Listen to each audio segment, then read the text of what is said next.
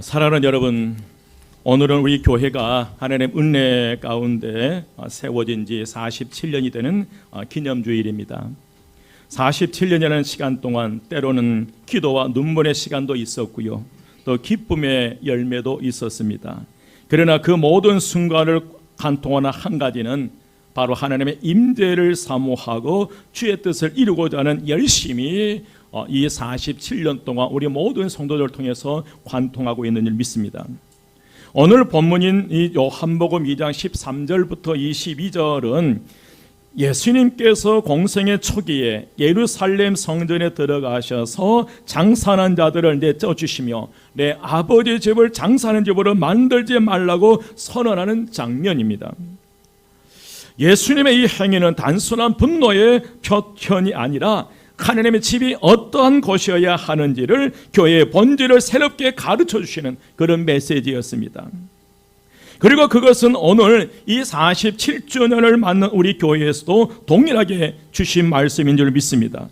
여러분, 교회는 단순한 건물이나 조직이 아닙니다. 하나님의 임재가 거하시는 곳, 예배가 회복되는 곳, 그리고 예수 그리스도를 중심으로 세워진 거룩한 공동체가 우리 한마음 교회인 줄 믿습니다. 오늘 우리는 이 말씀을 통해 지난 47년을 돌아보며 우리의 신앙을 점검하고 앞으로 나아가야 할 교회의 방향을 다시금 붙잡는 그런 귀한 시간 되시기를 주의 이름으로 축원드립니다. 저는 이 말씀을 준비하면서 창립 47주년 기념주일을 맞이하여서 기도하는 심정으로 제목을 이렇게 잡았습니다. 주님, 본질을 회복하는 교회가 되게 하소서. 오늘 이 말씀을 통해서 우리 교회의 본질을 회복하고 주님께서 기뻐하는 교회로 성장하기를 주의 이름으로 축원드립니다. 그러면 우리 교회가 47주년을 맞이해서 주님께서 원하시고 바라시는 교회의 본질이 뭘까? 오늘 그 교회의 본질을 회복하기 위해서 몇 가지를 살펴보면서 큰 은혜가 임하시기를 주의 이름으로 축원드립니다. 가장 먼저 우리가 회복해야 될 것은 희생 자세가 회복되어야 됩니다. 무엇이요? 희생 자세입니다. 여러분, 성전에서 소나 양이나 비둘기를 팔고 돈을 바꾸는 일은 처음에는 좋은 의도로 시작했습니다. 세상의 돈이 아닌 구별된 돈으로 성전세를 내도록 하기 위해 세겔이라는 화폐를 만들었고 그 돈을 바꿔주는 사람들이 생겨났어요. 왜냐하면 당시에 로마 화폐를 사용했는데 그 로마 화폐에는 로마 황제의 얼굴이 새겨져 있기 때문에 우상 숭배를 거절하는 유대인들은 그 로마 화폐를 거절하고 바로 반드시 성전에 들어올 때는 성전세를 내게 했는데 그 성전세를 드라크마, 로마 화폐로 받는 것이 아니라 세겔로 받게 되었다는 것입니다. 또한 흠없고 점없는 정결한 제물을 드리도록 하기 위해서 성전 안에서 짐승을 팔았어요. 왜냐하면 이스라엘 그 유대 땅뿐만 아니라 타국에서 생활하는 이들이 명절을 맞이해서 이제 그 예루살렘 성전으로 성지순례하다 보니까 그 현장에서 그들의 하나님께 드릴 흠없는 제물을 준비하기가 어려우니까, 그래서 그 성전 안에서 그 흠없는 제물을 사도록 하는 그런 제도가 생긴 거예요. 그래서 어쩌면 여러분 굉장히 좋은 제도였는데 처음에는 이렇게 순수한 마음으로 시작된 일이었지만 그 목적이 서서히 변질되기 시작했어요. 이 유대 종교 지도자들과 그 상인들과의 결탁한 뒤에 갑자기 그 짐승이랄지 세겔이 폭등해버립니다. 그래서 1년에 3번씩 그 기대와 꿈을 안고 예루살렘 성전에 와서 하나님 앞에 예배 드리기를 간절히 사모하고 원했던 이들을 희롱하고 조롱하고 오히려 그들이 하나님 앞에 나와 예배 드리기를 원한 그들을 하나의 돈벌이로 이용했다는 사실을 주님께서 진노하신 것이었어요. 여러분, 시간이 흐르면서 성전이 돈 바꾸는 장소, 소 팔고 양 팔고 비둘기 파는 사업을 하는 장소로 바뀌어 버렸어요. 여기서 우리가 알 수 있는 것은 여러분, 교회가 너무 편리만을 추구해서는 안 된다는 사실입니다. 편리만을 추구하다 보면 교회가 변질될 수 있고, 교회가 변질되면 예배가 변질될 수 있다는 것입니다. 여러분, 예배라는 것은 그 자체가 희생입니다. 저는 중국 교회에 대해서 들은 적이 있었습니다.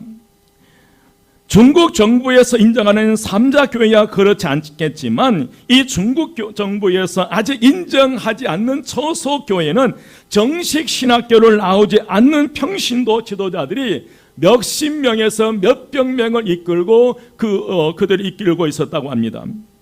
그런데 한국에서 정식으로 신학을 공부하고 안수받은 목사가 나 선교사가 왔다고 그 말씀을 듣게 되면 멀리서 그 목사님을 말씀을 듣기 위해서 먼 거리에서 온다고 합니다. 짧게는 5, 6시간을 걸어서 오기도 하고요. 길게는 기차를 타고 하루 이틀 동안 달려서 찾아온다고 합니다. 그리고 예배를 드리는데 우리가 상상할 수 없을 만큼 뜨겁다고 합니다. 그 예배는 우리처럼 한두 시간에 끝나지 않고 12시를 넘는 것은 보통이고, 때로는 새벽까지 그 집회가 계속된다고 합니다. 그런데 여러분, 어떤 일이 벌어지느냐면 말씀을 한마디도 놓치지 않기 위해서 모든 성도들이 그 설교자를 뚫어지게 바라본다고 합니다. 그리고 말씀을 마치고 안수를 하면 그 자리에서 못 걷는 사람들이 그 자리에서 일어나기도 하고요. 귀신이 떠나가기도 하고 죽을 병에 걸린 사람이 고침을 받는 그런 역사가 일어난다고 합니다. 여러분, 왜 그런 역사, 그런 기적이 일어납니까? 예배에 무엇이 있었기 때문에? 희생입니다. 희생이 있기 때문에 말씀의 은혜를 경험하고, 희생이 있기 때문에 주님의 놀라운 기적을 체험하는 것입니다. 어쩌면 여러분도 지금 이 순간, 이 시간 희생, 이 예배를 드리기 위해서 다른 시간들을 희생하고 이 자리에 온 줄 믿습니다. 여러분이 희생 이외에 놀라운 은혜와 축복이 임하시기를 주의 이름으로 축원드립니다. 그런데 여러분, 왜 우리 한국교회가 점점점 약해지고 있을까? 왜 희생이 점점점 약해지냐면, 우리로 하여금 점점 더 뭐가 사라지기 때문이에요. 희생이 사라지기 시작합니다. 하나님 앞에 나와 예배 드리는 그 시간마저 아까워할 때가 있고요. 하나님 앞에 나가 기도하는 시간마저 아까워할 때가 있습니다. 점점점 우리로부터 희생이 사라지기 시작하면서부터 하나님의 은혜와 역사와 기적이 사라지기 시작합니다. 과거 여러분, 한국 기독교 초창기에는 자동차가 없어도 새벽부터 걸어서 20리, 30리, 50리 길도 마다하지 않고 걸어서 예배당에 일찍부터 나와 기도로 준비하고 예배에 최선을 다하였습니다. 에어컨도 없었고 더위를 무릅쓰고 히터가 없어도 추위를 무릅쓰고 모기에 물려도 모닥불을 피워가며 예배를 드렸습니다. 그때 우리 한국교회는 엄청난 하나님의 은혜와 축복을 경험한 줄 믿습니다. 그러나 오늘날에는 날씨가 조금만 추워도 감기 걸릴까봐, 날씨가 조금만 더워도 더위 먹을까봐 교회에 나올 수 없다고 합니다. 여러분, 하나님을 위한 희생의 모습이 점점점 우리로부터 사라지게 되고 편리에 따라 예배의 장소를 찾기 시작합니다. 그러나 여러분, 하나님은 우리의 희생을 귀중하게 보시는 줄 기억하시기를 주의 이름으로 축원드립니다. 여러분, 구약시대의 제사는 편리 제사가 아니라 희생 제사입니다. 반드시 희생이 따른 겁니다. 여러분, 희생 제물을 드리지 않으면 하나님이 결코 그 제사를 받으시지 않으셨기 때문입니다. 오늘날에도 마찬가지입니다. 하나님 우리의 희생을 귀중하게 보고 계신 줄 믿습니다. 그러므로 우리 교회 안에 이런 희생의 자세가 다시 회복되시기를 주의 이름으로 축원드립니다. 여러분, 하나님 앞에 나와 이 시간 희생하는 것을 아까워하지 마십시오. 이 시간에 여러분의 심령 속에 어떤 하나님의 역사가 일어날지 모릅니다. 생각이 바뀌고 우리의 마음에 놀라운 역사의 은총이 임할 줄 믿습니다. 두 번째로, 여러분, 기도의 소리가 회복되어야 합니다. 어떤 소리가? 기도의 소리가요. 당시 성전 안에서 가장 많이 울려 퍼지는 소리가 무슨 소리였을까? 여러분, 장사꾼들과 일반 백성들이 소나 양이나 비둘기를 앞에 놓고 흥정하는 소리가 이 성전에 가득했다는 거예요. 또한 성전세를 받아 돈통에 집어넣을 때 들리는 동전 소리가 그 성전에 가득했다는 것입니다. 그런데 여러분, 교회에서 어떤 소리가 들려야 합니까? 세상에서 들을 수 없는 소리가 우리 한마음교회에서 들려야 될 줄 믿습니다. 세상에서 흔히 듣는 소리를 우리 교회 안에서 듣는다면 여러분, 누가 교회에 오겠습니까? 세상에서 들을 수 없는 그런 소리를 들을 때에 그 소리를 듣기 위해서 이 교회로 몰려올 줄 믿습니다. 여러분, 교회에서는 정말 세상에서 들려오는 소리가 들리지 않아야 됩니다. 여러분, 교회가 무엇하는 곳입니까? 여러분, 교회에서는 무슨 소리가 나야 합니까? 그래서 주님께서는 그 성전 안에서 상인들의 흥정한 소리, 상인들의 장사하는 소리가 가득하는 그 성전을 바라보면서 책찍으로 그들을 내쫓으면서 이렇게 외칩니다. 16절 말씀 함께 봉독합니다. 16절 나가죠. 시작. 비둘기 파는 사람들에게 이르시되 이것을 여기서 가져가라. 내 아버지의 집으로 장사하는 집을 만들지 말라 하시니. 아멘. 내 아버지의 집으로 어떤 집? 장사하는 집을 만들지 말라. 또한 마가복음 11장 17절 말씀에서 분명하게 말씀하셨습니다. 함께 봉독합니다. 다 같이 시작. 이에 가르쳐 이르시되 기록된 바 내 집은 만민이 기도하는 집이라 칭함을 받으리라고 하지 아니하였느냐.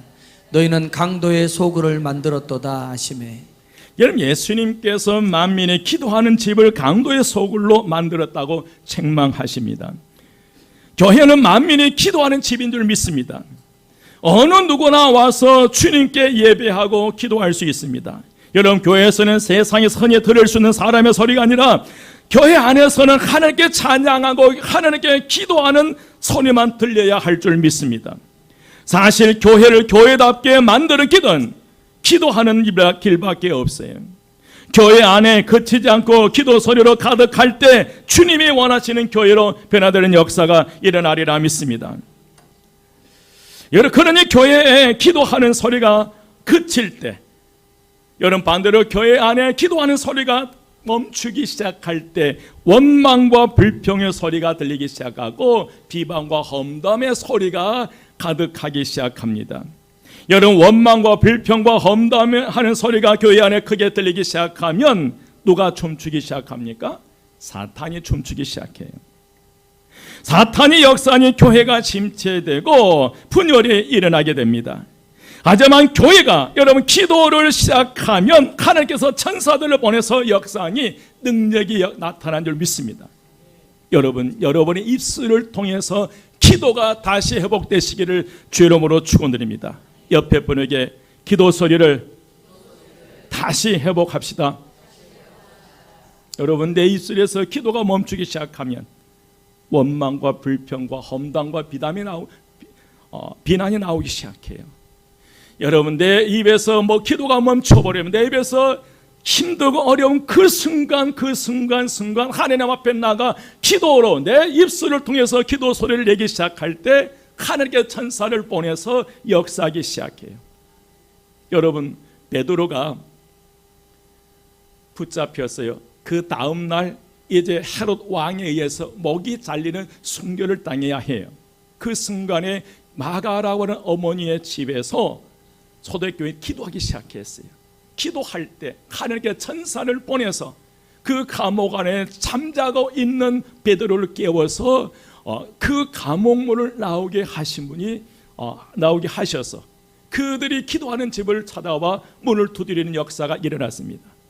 여러분, 바울과 실라가 빌립보 감옥에 피투성이게 하여 빌립보 감옥 속에 갇혔을 때에 그들은 기도와 찬양할 때 감옥문이 열리는 역사가 일어난 줄 믿습니다. 여러분, 힘들고 어려울 때, 보이지 않을 답답할 때 기도를 멈춘다면 내 입에서는 늘 원망 섞인 소리뿐입니다. 여러분, 기도를 다시 회복하시기를 주의 이름으로 축원드립니다. 미국의 한 도시 외곽에 150년 넘은 교회가 있었습니다. 오래된 예배당, 적은 인원, 사람들은 그 교회를 흔히 죽은 교회라고 말을 했습니다. 그러나 그 교회는 매일 새벽마다 울리는 기도 소리가 멈추지 않았고 지역 노숙자들에게 식사를 제공하며 조용히 섬기고 있었습니다. 남들이 알아주든지 알아주지 않든지 적은 숫자라 늘 긍교의 무시를 당하면서도 그러나 그 새벽 제단에 부를 그 기도 소리를 멈추지 않고 끊임없이 기도하면서 노숙자들을 섬기며 이제 시간을 보내고 있었습니다. 그런데 어느 날 그 도시의 대형 교회에서 화재로 그 교회가 전소되어 버렸어요. 그 교회 목회자는 이렇게 말합니다. 외형은 무너졌지만 교회 본질을 저 오래된 교회에서 배웠습니다. 우리가 본받아야 할 교회는 숫자가 아니라 진심과 본질입니다. 여러분, 교회 기도 소리가 끊어지지 않는 교회가 바로 강력한 교회인 줄 믿습니다. 그럼 우리 교회의 기도 소리가 넘치시기를 주의 이름으로 축원드립니다. 오늘 우리는 우리의 입술에서 기도가 멈춰서는 안 됩니다. 왜냐하면 우리의 기도는 천사들의 손에 들려 하늘께 상달되기 때문에 그렇습니다. 여러분, 우리가 지금 사도행전을 본데 사도행전 10장에 고넬료에 대한 얘기가 나와요. 로마 군인의 백부장인데 그가 기도하는데 정확하게 고넬료의 기도가 구제가 하나님 앞에 상달되었고 기억한 바 되었다는 것입니다. 여러분, 우리가 하나님께 상달되는 두 가지예요. 저와 여러분의 입술을 통해 드리는 기도예요. 원망과 불평은 절대로 하나님께 상달되지 않아요. 힘들고 어려울 때 죽을 죽에게 그때 우리 입술을 통해 나오는 그 기도가 천사의 손을 들여 하늘에 상달되고요. 그리고 반드시 응답되는 역사가 일어나리라 믿습니다. 또 하나가 상달되어 구제입니다. 힘들고 어렵지만은 그러나 모르게 그 베푸는 그 구제가 하나님 앞에 상달되고 그 상달됐던 그 구제가 하나님 나라의 보화를 쌓아가는 그런 놀라운 역사가 일어난 줄 믿습니다. 여러분, 다시 한번 부탁드립니다. 저와 여러분의 입술을 통해서 기도 소리가 다시 회복되시기를 주의 이름으로 축원드립니다. 세 번째로 하나님 말씀이 회복되어야 될 줄 믿습니다.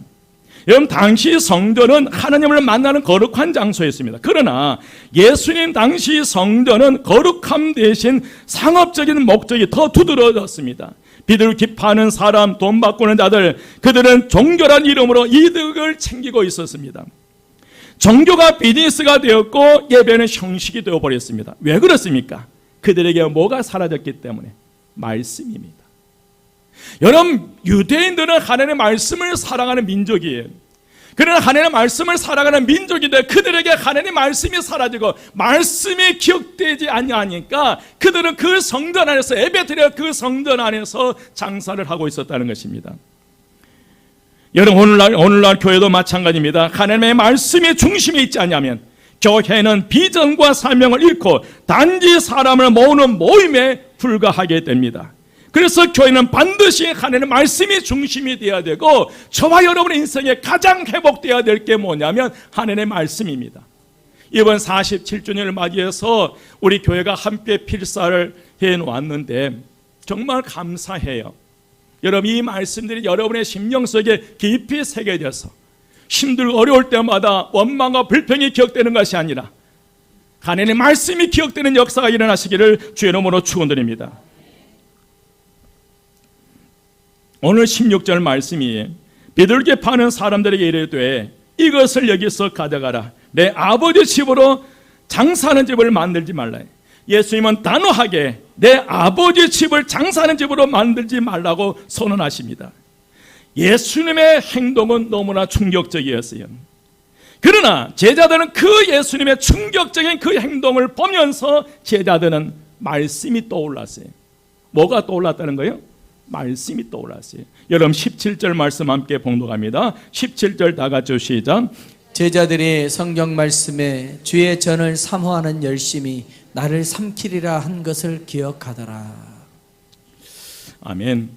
여러분, 제자들은 예수님의 행동을 보면서 시편 69편 9절 말씀이 떠오른 거예요. 예수님의 제자들은 주의 집을 향한 열정이 나를 삼킬 것이라고 하는 기록된 성경 말씀이 생각났습니다. 여러분, 말씀이 그들의 기억 속에 살아나 있었기 때문에 예수님의 행동 하나하나가 참 의미를 이해할 수 있었다는 거예요. 그 예수님의 행동 하나하나가 말씀과 연결되다 보니까 그의 놀라운 은혜를 바라보게 됩니다. 하지만 유대인들은 예수님의 행동만 보고 눈에 보이는 표적을 구합니다. 18절 말씀이며 18절 말씀 함께 봉독합니다. 다 같이 시작.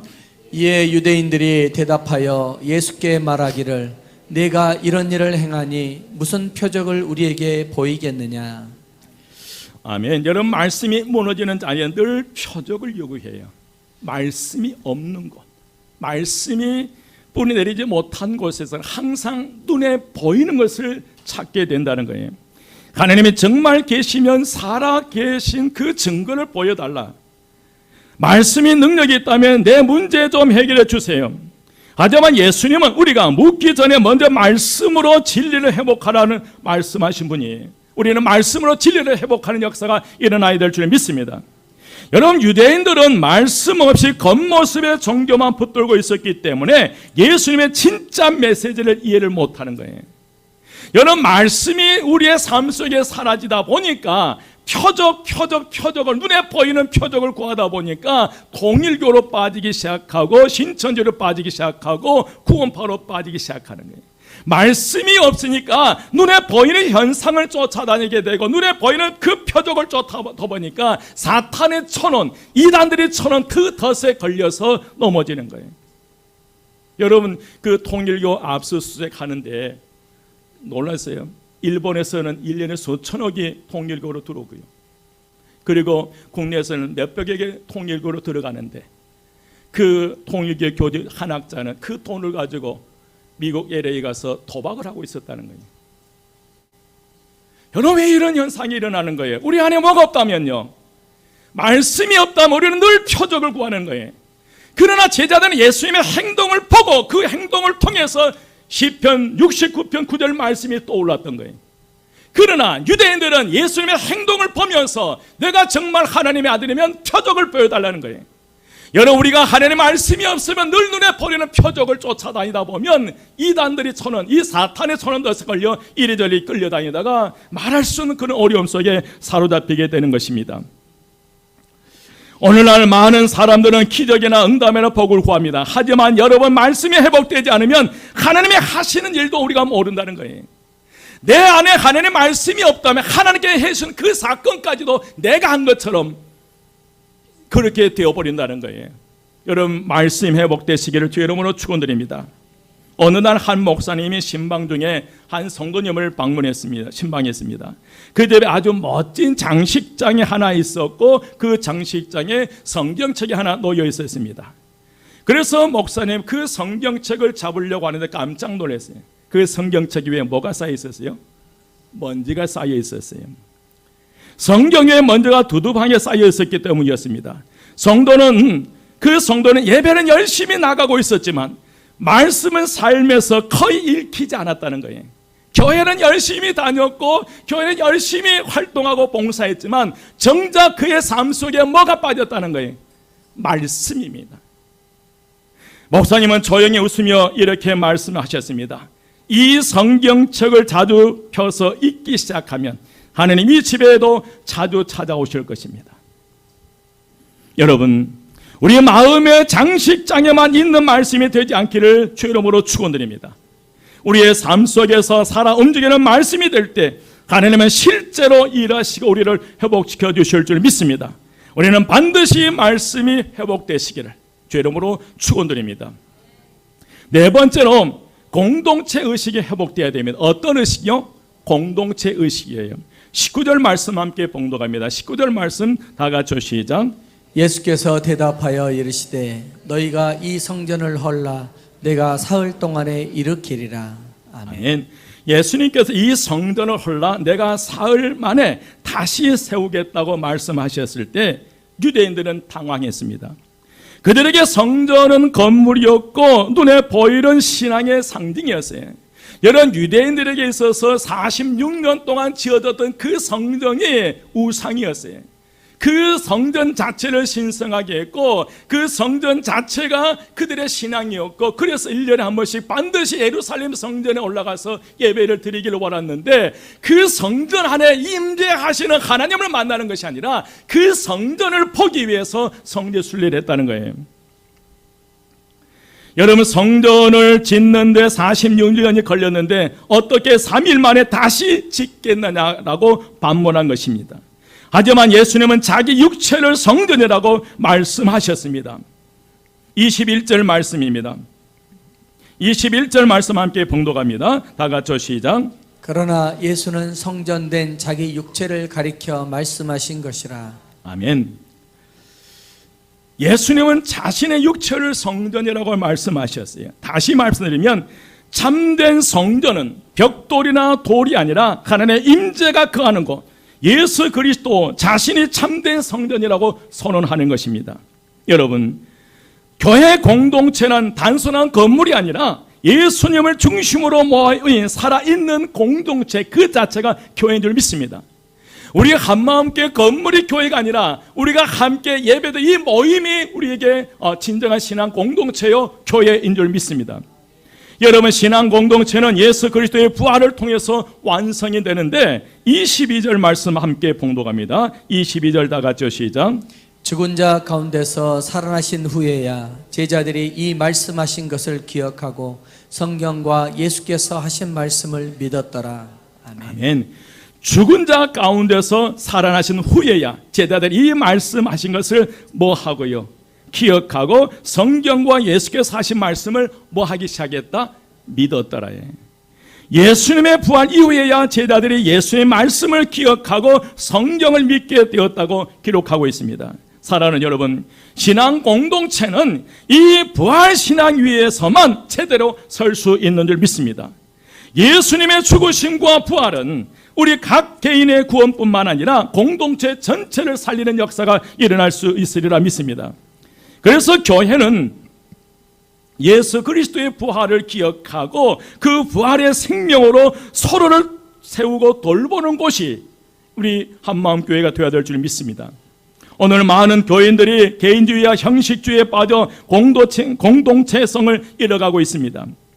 우리는 다시 부활의 중심으로 예수님의 몸된 이 공동체 의식을 다시 회복하시기를 주의로 축원드립니다. 여러분, 47년 전 이 교회를 세우신 하나님의 목적은 단순한 예배당을 짓는 것이 아니라 예수님의 몸으로서 공동체를 세우는 것이 목적인 줄 믿습니다. 그러면 여러분, 공동체 의식이 무엇일까? 내가 이 교회의 한 지체임을 인정하는 거예요. 항상 구경꾼으로 남아있는 것이 아니라 나는 이 한마음교회 이 교회 안에 지체로서의 생각이에요. 더 나아가서 우리는 예수 그리스도의 피를 나누는 영적 가족의식을 가져야 될 줄 믿습니다. 나그네 신앙생활, 구경꾼의 신앙생활 아니라 가족의식을 가지고 함께 온갖 악의 세력으로부터 서로가 서로를 지켜나가는 것을 믿습니다. 옆에 분에게 내가 있으니 두려워하지 마십시오. 든든하시죠? 전혀 아닌 것 같아요. 여러분, 다시 한번 우리 공동체 의식 가운데 우리는 영적 가족인 줄 믿습니다. 예수 그리스도의 피를 나오는 영적 가족이에요. 또한 이 공동체 의식에는 함께 울고 함께 웃는 삶을 살아가는 것입니다. 서로 돌보고 용납하고 격려하는 관계입니다. 이러한 공동체 의식이 다시 회복되시기를 주의 이름으로 축원드립니다. 여러분, 우리는 기억해야 합니다. 예수님은 헐린 성전을 부활로 다시 세우셨습니다. 오늘도 예수님은 무너지는 마음, 깨어진 관계, 식어버린 공동체 의식을 다시 세워가기를 원합니다. 허물어진 그 육체의 3일 만에 다시 짓겠다고 하는 것은 무너지고 깨지고 망가지는 그 모든 상태를 예수 그리스도의 부활의 그 위에 다시 회복시켜 주시겠다고 약속하시는 믿습니다. 여러분, 다시 회복되는 역사가 일어나시기를 주의 이름으로 축원드립니다.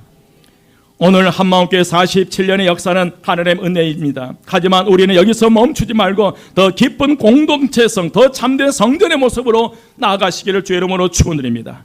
지금이 바로 공동체 의식을 회복할 때입니다. 여러분 예수님을 중심으로 부활의 생명으로 다시 하나 되어 다음 세대 복음을 전하는 사랑하는 교회, 우리 한마음 교회가 되시기를 주의 이름으로 축원드립니다. 이제 말씀을 마칩니다. 사랑하는 여러분, 본질을 회복하는 교회는 결코 무너지지 않습니다. 한번 따라서 합니다. 본질을 회복하는 교회는 결코 무너지지 않습니다. 다시 교회가 본질을 회복할 때 강력한 능력이 일어납니다. 아멘. 오늘 우리 교회가 그리스도를 중심으로 희생 자세가 회복되고 기도 소리가 회복되고 하나님의 말씀이 회복되고 공동체 의식이 회복될 때, 또한 사명의 본질이 회복될 때에 어떤 위기가 닥쳐와도 무너지지 않고 견고한 교회로 세워져 나가리라 믿습니다. 여러분, 이 본질을 다시 한번 붙잡고, 여러분, 남들이 하지 않으면 나라도 하자. 누군가가, 여러분, 이 한마음 교회가요, 지난 주일에 누군가 희생했기 때문에 우리는 깨끗한 이 공간 속에서 예배를 드리는 거예요. 누군가가 희생했기 때문에 여러분들 세상 속에서 영적인 싸움에서 승리하시는 거예요. 여러분, 하루에 3번, 2번씩 성전으로 막 기도하는 거 그냥 기도한 것 같지만 아니에요. 여러분, 그분들은 영적인 싸움을 하고 있어요. 모세가 하나님의 능력의 지팡이를 붙잡고 산꼭대기에 올라가 기도할 때에 그때 여호수아가 이끄는 군사가 승리했어요. 여러분, 그 한 분 한 분, 우리 한마음교회 모든 성도들 한 분 한 분을 정말 귀하게 여기시고 값지게 여기시고 늘 서로 격려하고 위로하는 아름다운 공동체, 이 신앙 공동체가 형성되시기를 주의 이름으로 축원드립니다. 기도드리겠습니다.